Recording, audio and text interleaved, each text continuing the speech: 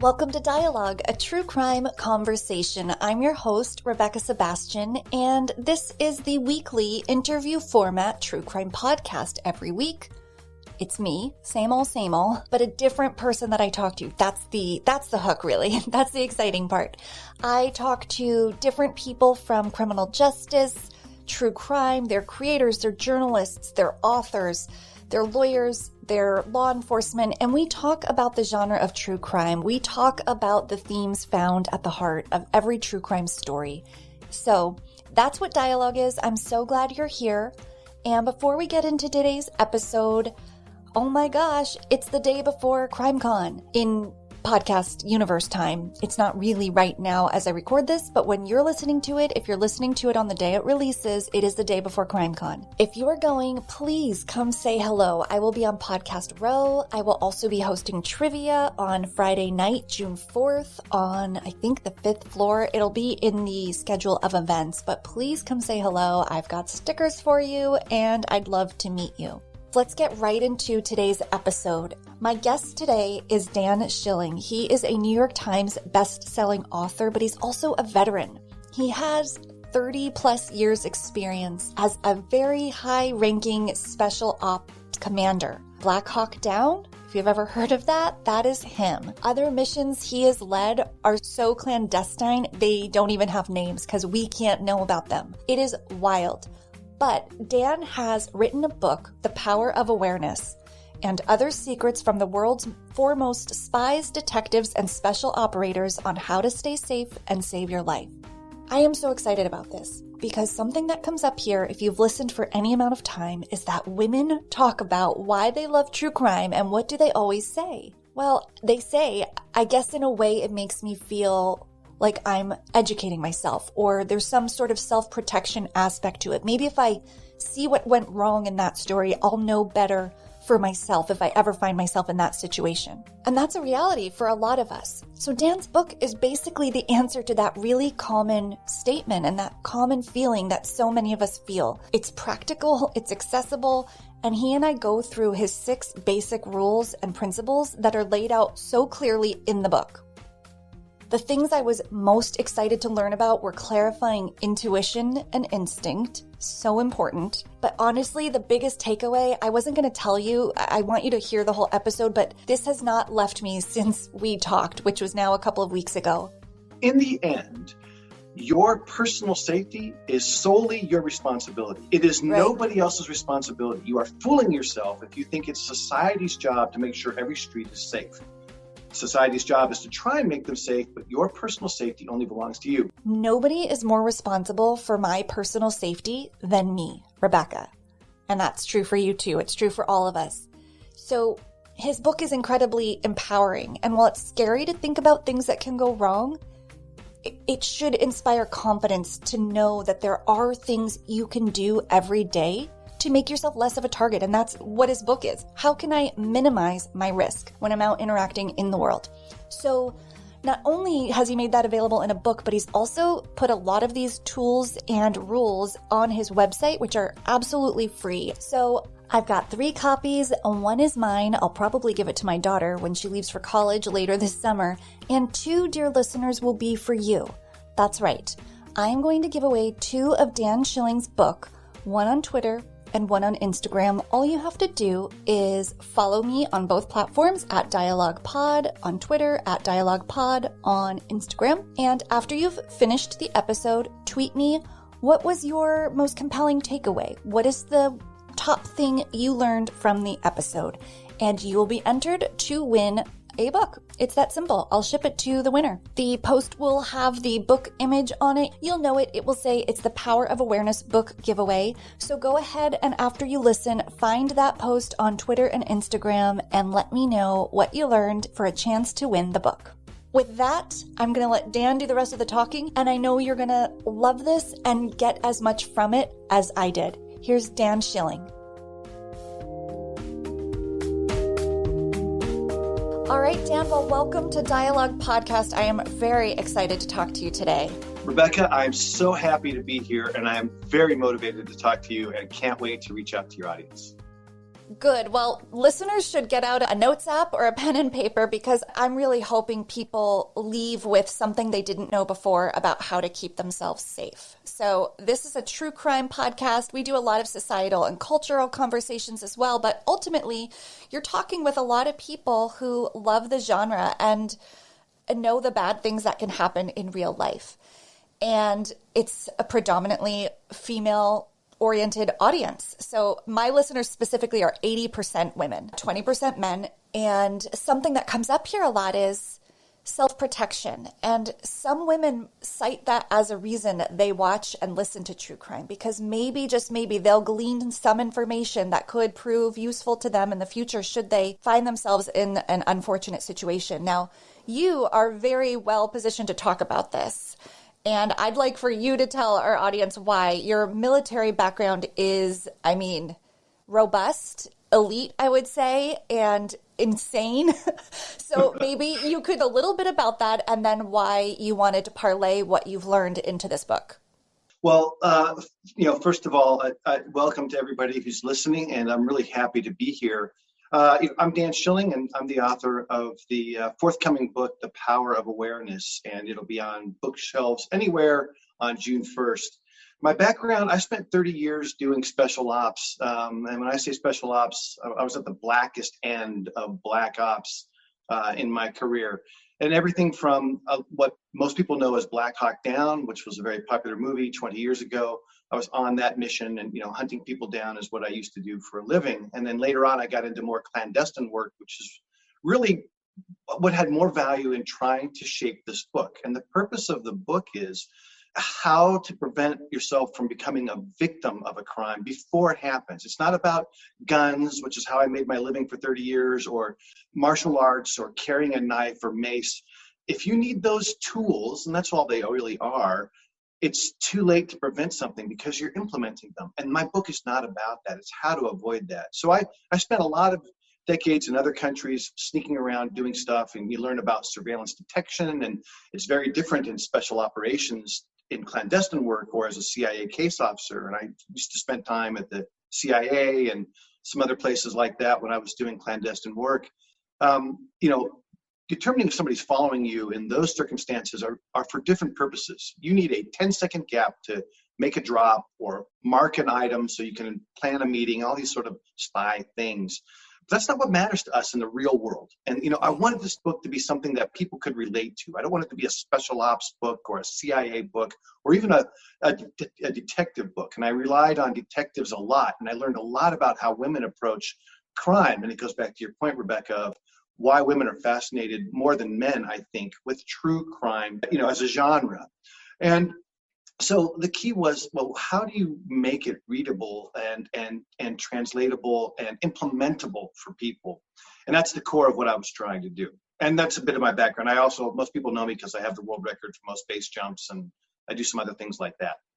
I did not know what base jumping was until I read the beginning of your book. So maybe just for anyone who isn't familiar with this extreme sport, can you talk about it, what it is?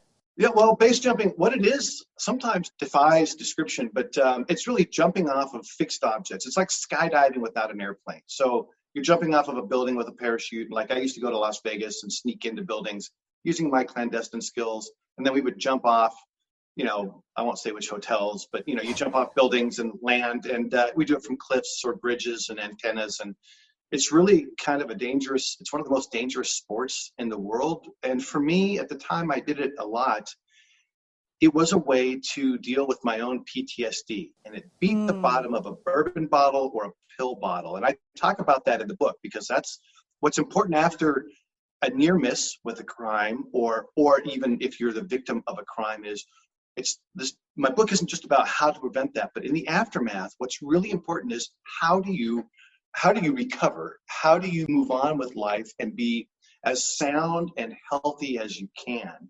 And, I really got through my own experiences. Base jumping was a way for me to do that. It's almost killed me a few times, but it's still it's a fun activity too. Don't get me wrong. Like, it's pretty cool. High risk, high reward, I suppose. Yeah, it is. Not for everybody. This is a bit of a tangent. I don't know if you're familiar with the Enneagram. Have you ever heard of that? It's No. a numeric personality system.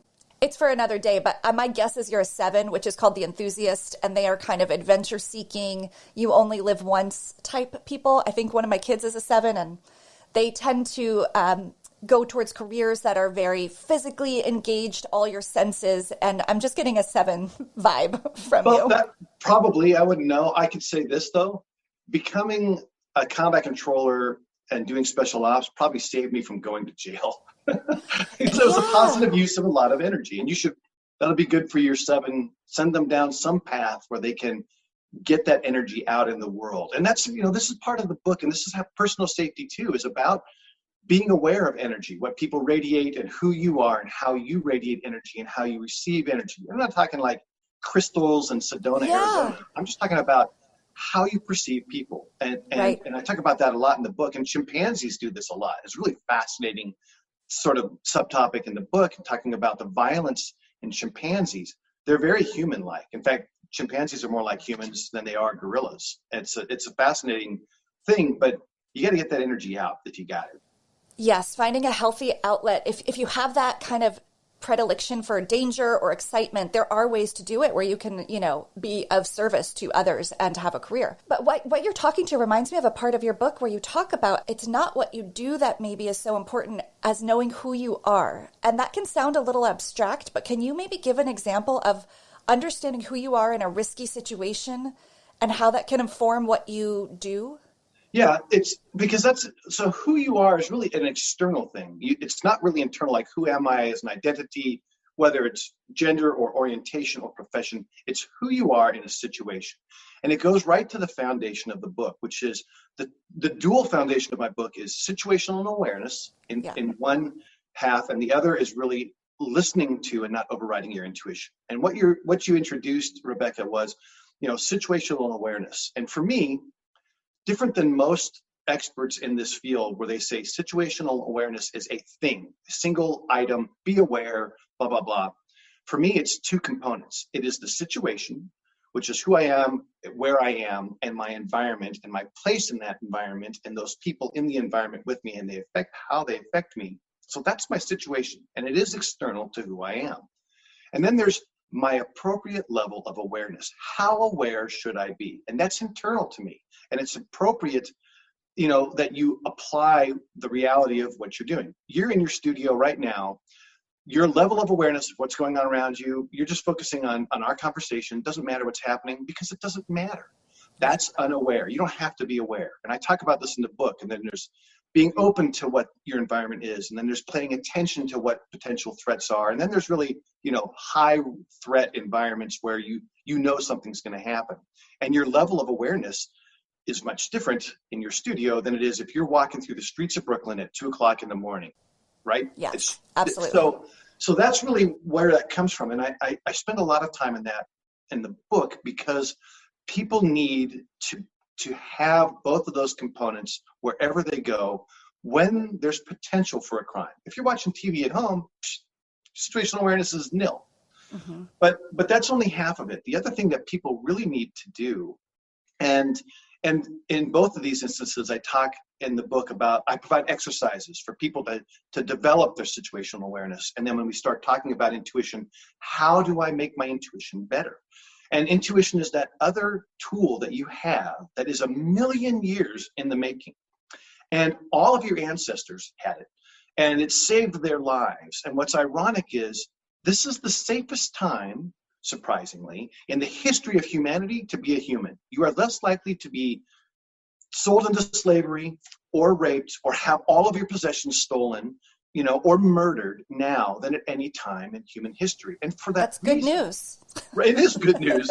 But for that reason, the accompanying downside is you don't pay attention to your intuition. And it speaks to you. And that's, so I spend a lot of time in the book talking about why we do that and why we shouldn't allow that to happen. And I don't speak in absolutes very often, but the 2 things I will say about intuition is this.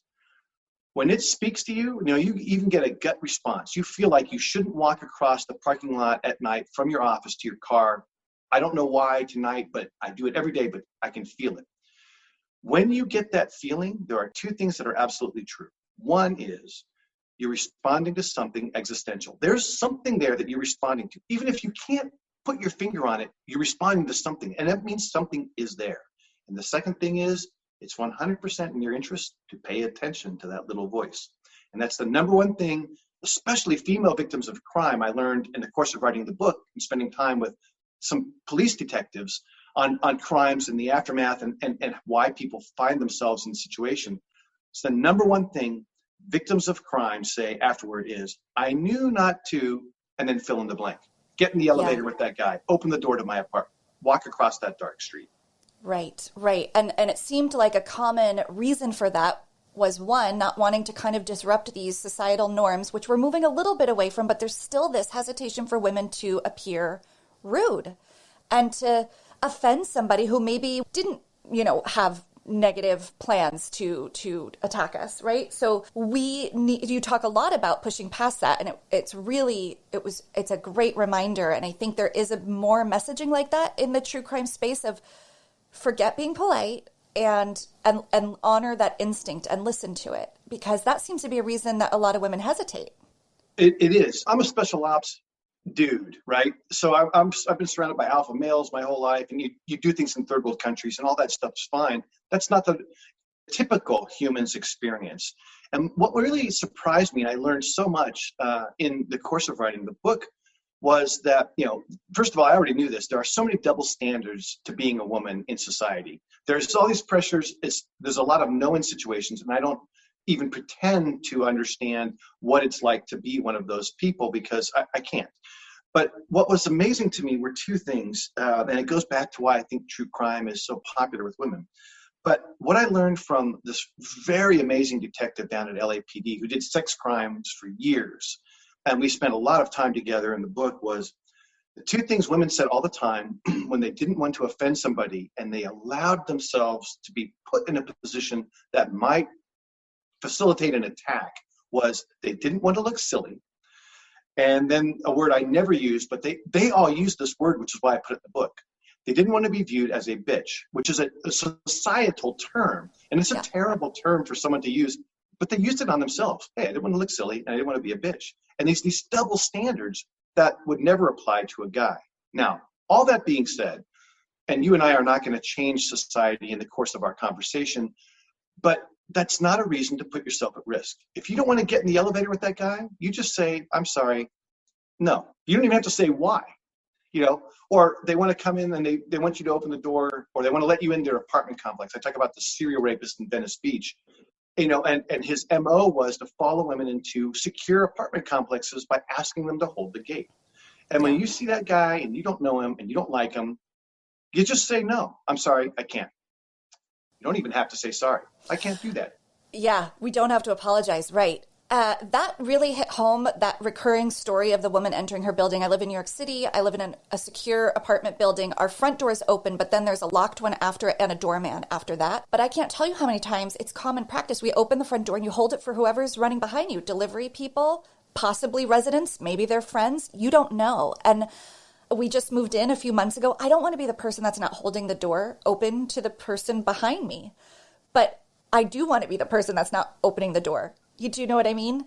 I do know what you mean. And this is where, and I talk about this and I emphasize this in the book. In the end, your personal safety is solely your responsibility. It is nobody else's responsibility. You are fooling yourself if you think it's society's job to make sure every street is safe. Society's job is to try and make them safe, but your personal safety only belongs to you. And it comes back to judgment. And you will have to make a call. And using all the tools that you have, which is why I wrote this book. The book is merely a tool. It's not the definitive book of anything, but it's designed to be very interactive and very helpful and easy to understand, so that when you are in that door and Rebecca is walking into her apartment complex and that person comes behind you, you can make what you believe confidently is a sound judgment as to whether you let that person in. Yeah. And that's the nuance that is real life. Reality is different than what most experts put in a book, which is, if you follow my rules, all will be well. And I don't agree with that. Yeah, well, I'm sure you know better than to guarantee that, but there are 6 rules, and I want to get through some of those. But before we move on from intuition, speaking of nuance, intuition versus instinct, that's important, and I highlighted that Can you talk a little bit about the two and the differences? Yeah. So, a lot of people talk about listening to their instincts, but instinct is a reactive action. So versus intuition, which is a premonition about something that has not occurred. And it's easily identified or separated this way for people. If you're standing in a bar, if somebody hits you and you didn't see it coming, deciding to hit back or run away is instinct. If you knew they were going to take that swing before they did, that's your intuition. And it's as simple as that, but it is very powerful. And one of the things in the book that I've done, as I mentioned, there's exercises in the book that go along with most of the rules because it helps people. I want people to be able to have better situational awareness. I want them to tap into their intuition.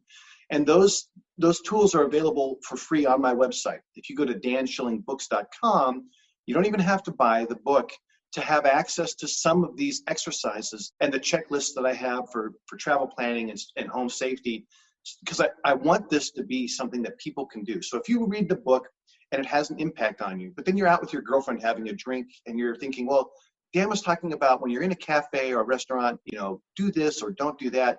I can't remember what he said. I want people to be able to pull it up on their phone and go, here's what he was talking about.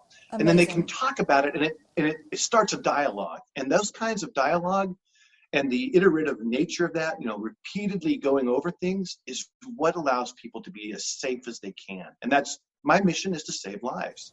Yes. Oh, yeah. Well, we're all about the dialogue here. So, yeah, we want that naturally occurring, organic, sort of getting it into your habits and your MO. So could you share some of those in terms of situational awareness or surveillance detection, or things you talk, which sounds very fancy and tactical, but really it's being aware of your surroundings, but how exactly and where? We're starting to go back out now. Movie theaters are opening up. We've all been, sequestered in our homes, but the world is opening up. What should we be thinking about it? I think there's some anxiety about re-entering into absolutely. a post-COVID world. We're not really post-COVID, but post-quarantine world. Tell us how we could be maybe easing our anxieties.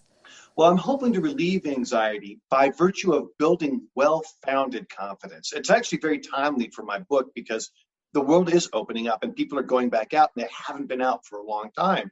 And so, it does really matter. And that you are using all the tools you have as you go back out into the world and reestablish boundaries, and the new boundaries are not going to be the same as they were in 2019. It's just a different world, and it will be for some time. And so, it goes back to when you were talking about surveillance detection, and I talk about surveillance detection routes. And that's something that we use in clandestine work a lot, whether you're a CIA case officer or you're a clandestine special operations man or woman around the world. And it's, in the book I talk about, hey, it's pretty cool. You can talk about SDR, which is surveillance detection routes. But all that really means is when you're walking the street, you're using things that are around you to understand what people are doing without necessarily having to confront them or give away the fact that you're observing them. So I have a video that I'm going to be posting soon about surveillance detection on the street using windows, and I talk about it in the book. And when you're walking a street and you think someone might be behind you, or they're across the street, or they're even in front of you, a great way to see what they're doing is you look at a window. If you're in Manhattan or Brooklyn, where are you? Queens, but I'm in Manhattan all the time. Right. So when you're walking past windows, what you're not looking at that window when you stop, and it's perfectly okay to stop in random places. That trips up people following you. When you look at that window, you're not looking at the advertisement that's plastered on the front. You're not looking at what's behind that window. You're looking at that window as if it were a mirror. It's simply a mirror. And you can use the angle to look behind you across the street. You can use it at a 45-degree angle to see who's in front of you or who's behind you. And you can use that repeatedly to determine if someone is, hey, did I see them again? And you can even turn around and look who's behind you. And a natural place to do this is when you're going to cross a street at a four-way intersection. When you arrive at a four-way intersection and you're walking along Fifth Avenue in Manhattan, when you arrive at that intersection, you don't stop and keep looking the direction you're going. As soon as you stop, turn around and look behind you and make a note of who is there. And when you get to the next, then you can turn around and look where you're going to go. When you get to the next block, do the same thing. See who's there, see who's shouldn't be there, see who speaks to you through your intuition. make a note of that person. If you don't like somebody that's behind you, give them a nickname, bad comb over hair guy, or, lady with poor accessory choices for her, whatever she's using for a coat or a purse. Like, make a note of people that you have seen, and that makes it much easier to jog your memory and pay attention to who those people are. And if you see them more than 3 times and they're not just on that same street with you, that's an indication. And you can always cross the street. We talk about it a lot in the book, but the bottom line is, cool as it sounds, it's really just using some other things around you as tools that people don't think of as tools. And that's improving your situational awareness. And for commuters, and I'm thinking of urban dwellers, do you suggest changing up your route on a day-to-day basis? If you go to the same coffee shop, same office, and you kind of have your whole commute planned and it's the same, is that not a good idea? Do you recommend switching that up? Well, if you strike a balance between necessity of being aware and worry if you are establishing a pattern because you think someone's following you, and paranoia. And paranoia is not your friend. If you think everything's a threat, you're not situationally aware, because not everything is a threat. I've done a lot of things around the world. I've been shot at, I've been blown up, I've almost been in terrorist attacks. I have seen riots in Bangkok where they're torching police vehicles. All these things that you do, that's not the normal situation for people. You're not likely to be being stalked. What you need to do is use your awareness to determine if you think someone is paying too much attention to you every time you go to your coffee shop, and then adjust, from there. And then you have to make a plan if you think that person is there. And this is really you're getting into the 3rd and 4th rules of my book. So after situational awareness and using your intuition, the question I ask, and it's the 3rd rule, is, do I have a problem? And what you just outlined, Rebecca, is if I'm at my coffee shop and there's a creepy hoodie dude there every day who's watching me more than he should be, that might be a problem. Or somebody truly following you down a street, or trying to come into your apartment complex, that means, do I have a problem? And that's a very simple question to answer, because you should go with your confidence using these other tools to say yes or no. Right. If the answer is no, you move on, you have your coffee, you go to the office. If the answer is yes, you have to make a plan. That's the 4th rule. You make a plan. And that plan can be very hasty. The guy's following me, I need to run. Or it can be very deliberate. This guy has been showing up every day at my coffee shop, and I don't like him. What am I going to do about it? That's a more complex problem than we can solve here in our conversation today. But the bottom line is, you need to just answer that question and then make that plan. And then you can move on with taking action and, that sort of stuff, which is the 5th and 6th rules of the book.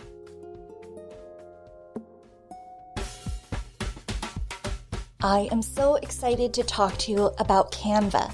Canva is a graphic design platform where you can create social media graphics, presentations, posters, documents, any visual content you need, you can make on Canva. I am in marketing and I have used Canva for years, way before they were a partner of DIE-ALOGUE podcast. The Canva platform is free to use, but also offers a paid subscription called Canva Pro, which I use because I can upload custom fonts and my brand colors. Honestly, anything you need to do, you can do it on Canva. I make pitch decks, memes, my newsletters. Now, if you want to get in on Canva, listeners of DIE-ALOGUE can try Canva Pro for free for 45 days when you sign up via my exclusive link. That link is partner.canva.com/diehard. Don't worry, you don't have to remember it. It's in the show notes. So head over there, use that link and start creating. Seriously, you're going to have so much fun. partner.canva.com/diehard.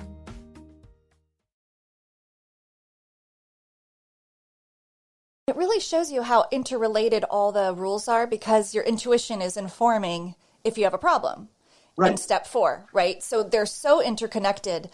And maybe we could talk about the next ones. I think it would be great to list them all out just for the sequence, even, because it's like a journey almost. Yeah.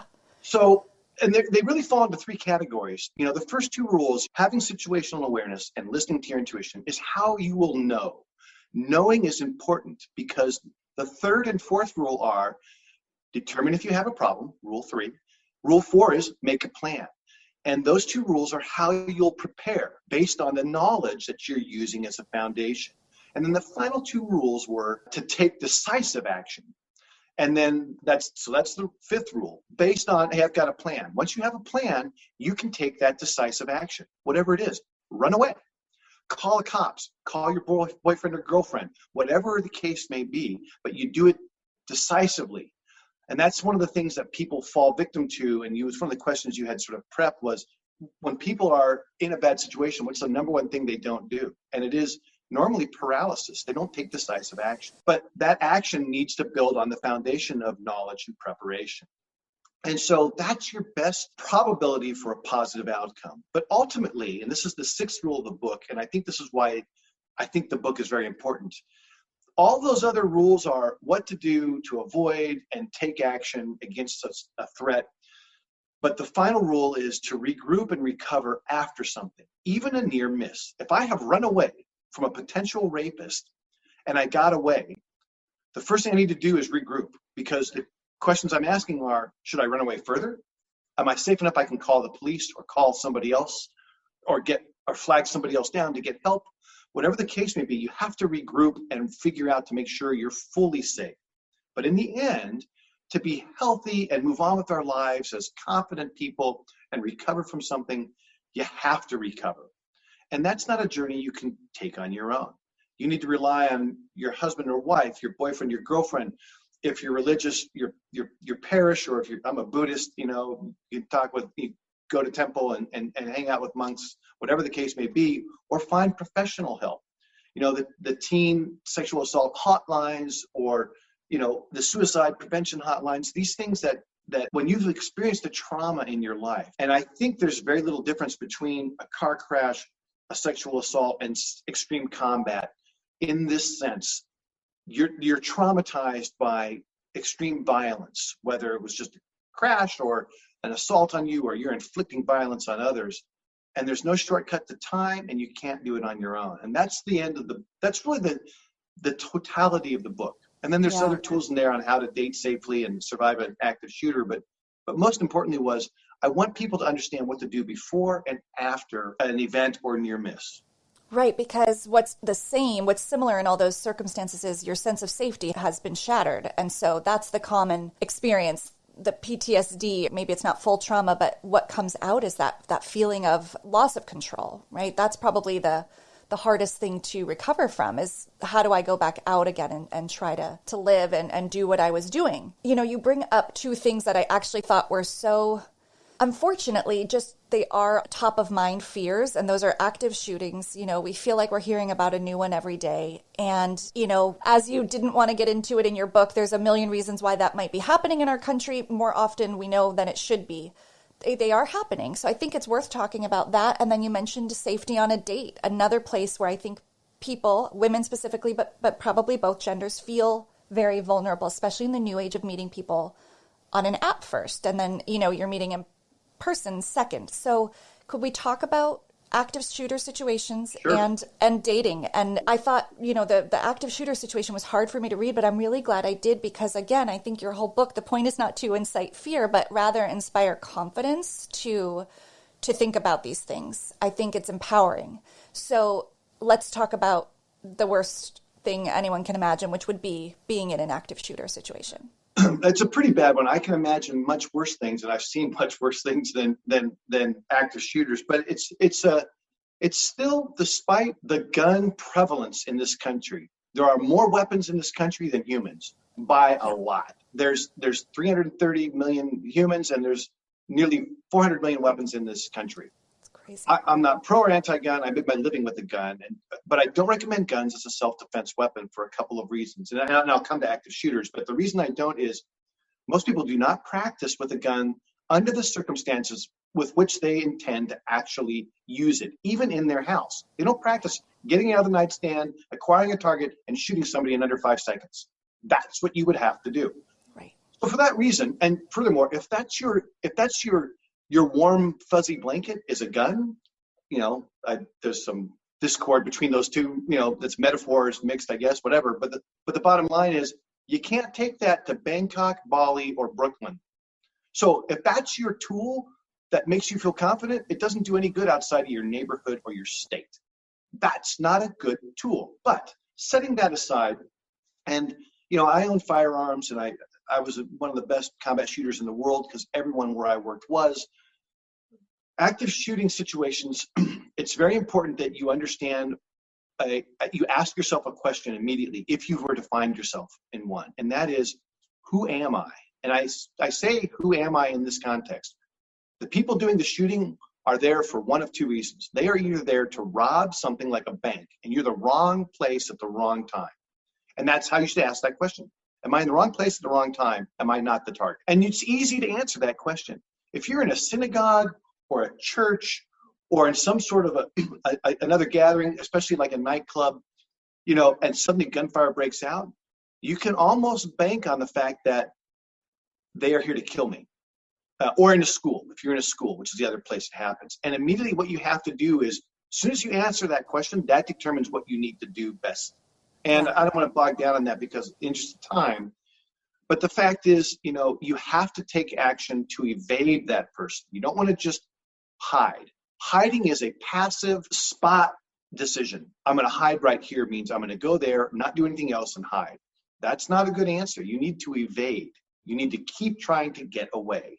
And if you can't get away, then you continue to try and find something that you can use as protection against, bullets.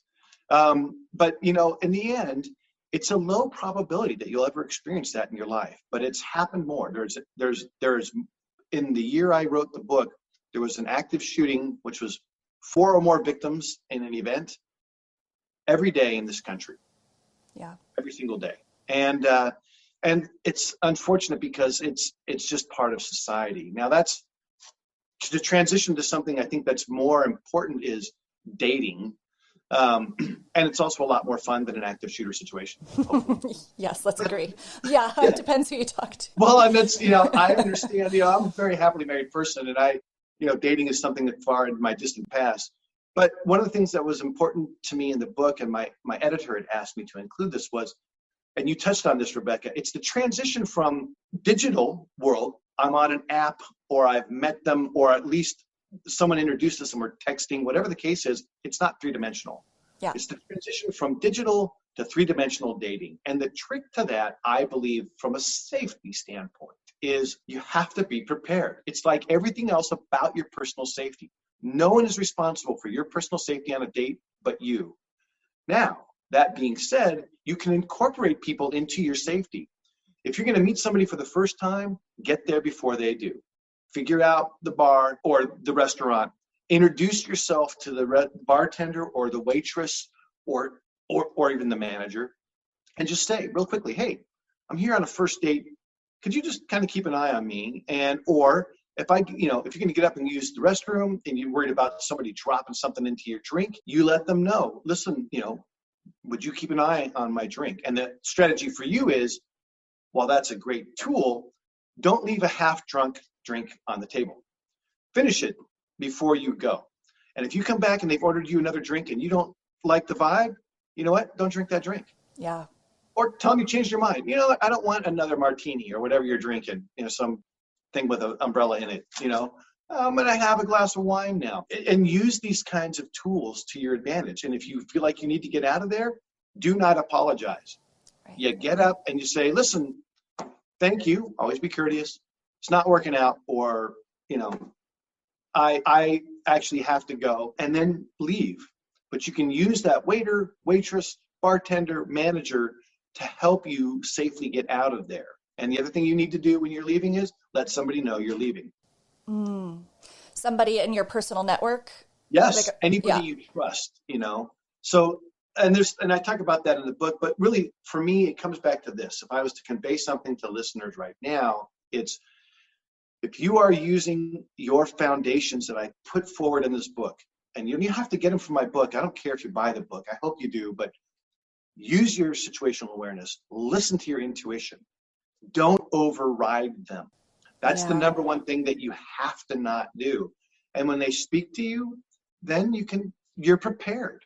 And in the dating world, that can be the difference between someone who follows you home, and this is where a lot of sexual assaults take place. And furthermore, and I think it's a term that people stay away from, but rapes and rapists, I think it's important to use those terms. It's not just, I think sexual assault is too fuzzy. I think you need to talk about the hard facts of reality, and don't be a victim of that crime is my hope. Yeah. This brings up a couple questions for me. I want to run this by you. I just interviewed a host of a podcast that's coming out, and the subject of the podcast was the victim of a catfisher, and he was like a serial catfisher. She finds out he has done this to numerous women. Now, nothing physical or dangerous ever happened, but it was a major breach of her personal safety. She now asks for ID of the person she meets, if she meets them on an app and they meet for dinner, to see if their name is the same as on their ID, which sounds so intense, right? On a first date, to be like, can I see your ID and make sure you're Dan Schilling as you've stated? What do you think about that? I think that's a bold move, and it does two things that are very beneficial to your personal safety. The first is, as you indicated, it lets you know that's who they are. And the second thing it does is it lets them know you're not a prey animal. Yeah. You are not afraid to ask or have hard conversations. And they're not rude. It's not impolite. What it really does is you're sending a signal. This goes back to what you and I talked about when we first started our discussion. Radiating positive energy, or radiating what kind of energy out to the world, tells the world who you are. I am not afraid to ask that question. Yeah. And I'm not afraid to tell you why. You know why I'm asking for your ID? You know, I've seen a lot of crazy guys or girls out there, and it's, where we are. And you can turn it into a conversation. Hey, do you feel the same way? You could ask that date afterwards, because here's my ID. And right. That would be a nice gesture. That way you're not putting them on the witness stand to cross-examine them as the district attorney. You're just saying, listen, there's a lot of people out there and not all of them are good. And you need to remember, you don't know this person. You're hoping he or she is the love of your life, or at least a good time. The bottom line is you don't know. Right. You don't know. And often, rapists are people who also are in someone's circle. They can be family members, they can be friends, and that's where you get date rape and all those other things that happen in society. And so you need to be aware of that. And in the end, don't put your fate in someone else's hands. Yeah. So what about intuition in terms, if we think of it as a spectrum, everybody has it. It's innate in us. Why are some people's more acute than others? And how can people who feel they don't have a strong sense of intuition or don't trust it, how can they engage it and maybe get it more in touch with it? Well, so it's a great question. Some people have a more acute sense of it, and it's normally born of necessity. If your existence is subsistence living, you have to find food every day, your intuition is much more attuned than you and me. And you can tell this because if you have ever almost gotten a car crash because you were reading a text on your phone, or bumped into someone because you were doing that, it's because you don't have to have your intuition on high alert on a regular basis. And it's really why people fall victim to that is they allow themselves to be oblivious. One of the things, ironically, I pointed out in the book that I learned in the course of writing the book is that it's easier for an amateur such as yourself, a personal safety amateur, as opposed to a clandestine special operations expert like myself. It's easier for you to listen to your intuition because the consequences of doing so are less disruptive. If you're going to walk across that dark street we talked about early on, and it's 100 yards, but you feel like you shouldn't do it tonight, how disruptive is it for you to ask someone else to walk out with you, call somebody, call the cops? It's their job. Ask them to show up, whatever the case may be, versus I'm on a special operations mission and we're going to go onto a building and I say, we shouldn't go in there. And all the rest of my team says, why? And I say, can't tell you. I'm just saying it's not going to go well. Right. You're disrupting a lot of stuff. Yeah. We have a timeline, we have objectives, we have obligations. It's a bunch of other experts. And here's the problem for an expert. Say we don't go in the building. What happens? Nothing, because I didn't want anything to happen. But it reinforces a negative because they're like, dude, you were so silly. Like nothing happened. But that's the point of personal safety. Nothing happens. Right. So for you, if you don't open the door to your apartment complex or your building, you being Rebecca, how disruptive is that to that other person? Not really. Is it worth risking your life for? And it's just not. And so people, you can tap into it. And there's I don't want to bog down on it here, but in the book, there's exercises you can use. And again, they're free. You can find them on my website to help you with your intuition. So the number one thing, of course, is don't look at your damn phone. Yeah, it was just a matter of time before one of us said it. I mean, you don't mince words about that. And I have to be honest, I don't read my phone and walk around the city, but I have my AirPods in pretty much all the time. And that's bad. I know. I will not do it anymore. It's like a constant auditory thing. I just always have things filling my ears, and I need to stop. It's not, it's making me, it's increasing my target, right?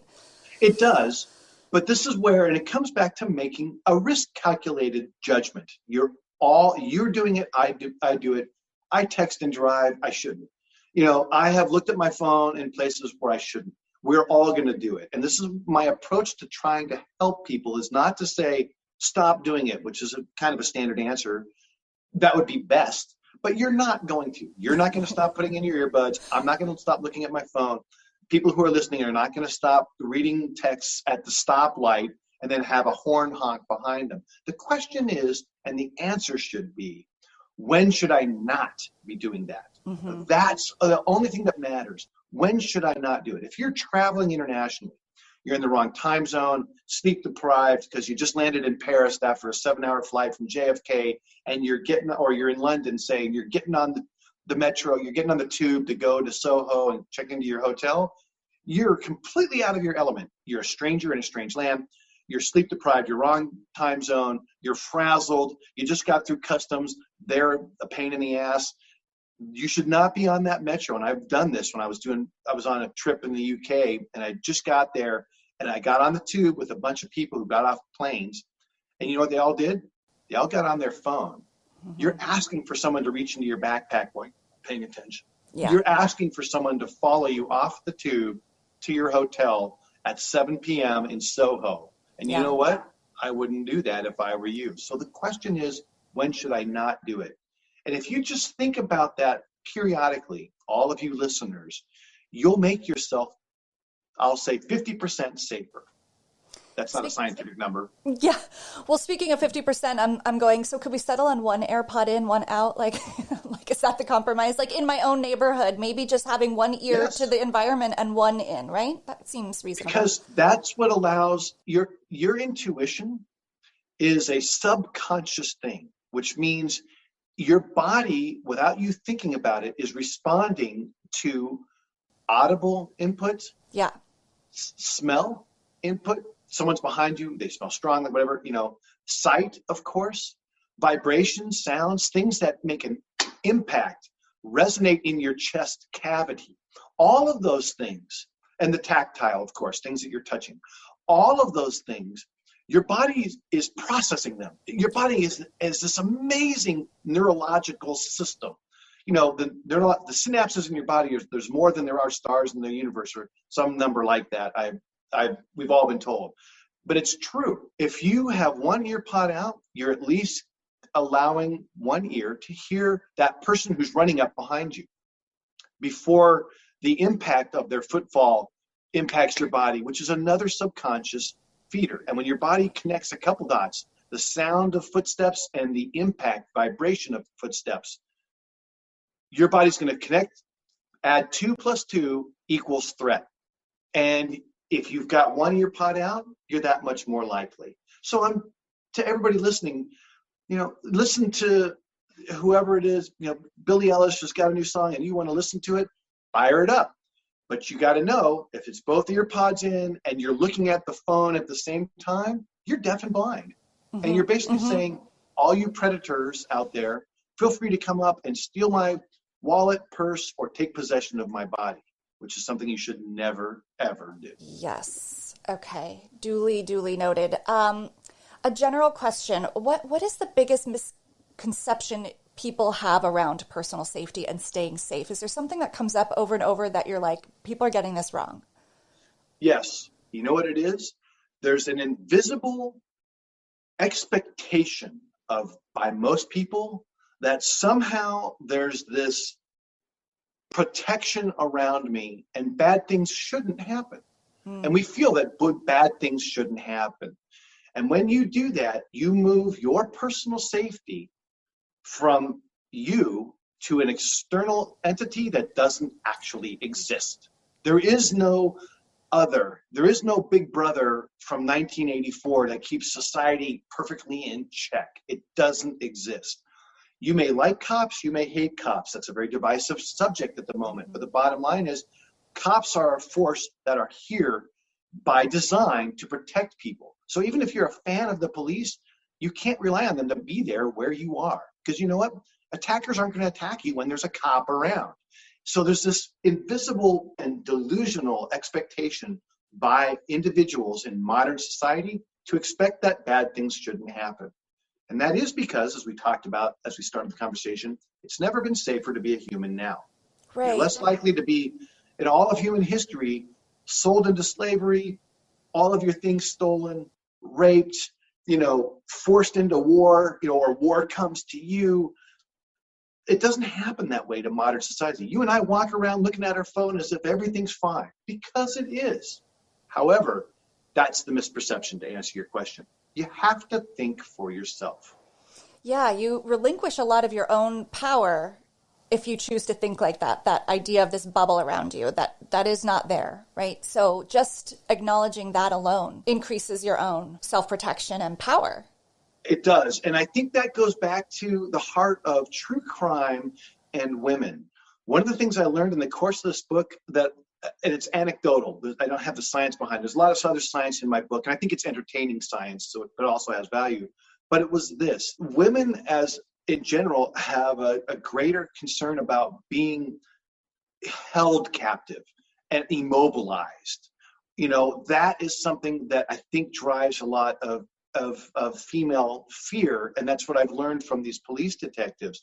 And it's like, I don't want to be in a situation where I can't get out. And you can see it as a trope. You see it in modern popular fiction. Wonder Woman. Wonder Woman is constantly being bound. If you're Batman or Superman, they throw them in a cage. But if it's Wonder Woman, she's always roped up. And I think that's a subconscious thing that's manifested itself in art. Wow. And of course, she's a superhero, so she breaks free. But even her little superpower is like, I don't know what it's called, the whip of truth or whatever it is. Yeah. And what she uses is she binds other people with that thing. And that's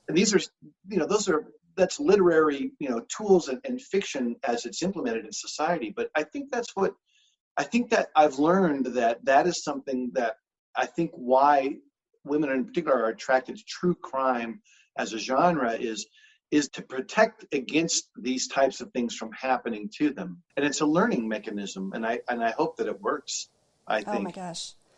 Me too. Well, I'm so grateful for your book, and you've been so generous in sharing the tools and putting them on your website. But I would just say that the book is also full of adventures and stories from your own work that kind of bridge these real life applications from the professional work into people like me, an amateur who can connect them, and also just regular people. So you've got your tactical work, stories of those anecdotes from regular women and men. So a good reason to read the book, and your adventures alone are thrilling to hear about and make me worry that my youngest is on the same path. But that's for another conversation. But Dan, before I let you go, I ask all my guests before they leave, what gets you up in the morning?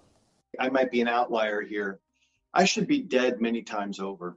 And I'm very fortunate to even be here. I don't complain about things much. I'm very happy to be part of American society, but just to travel the world and meet other people and see other things.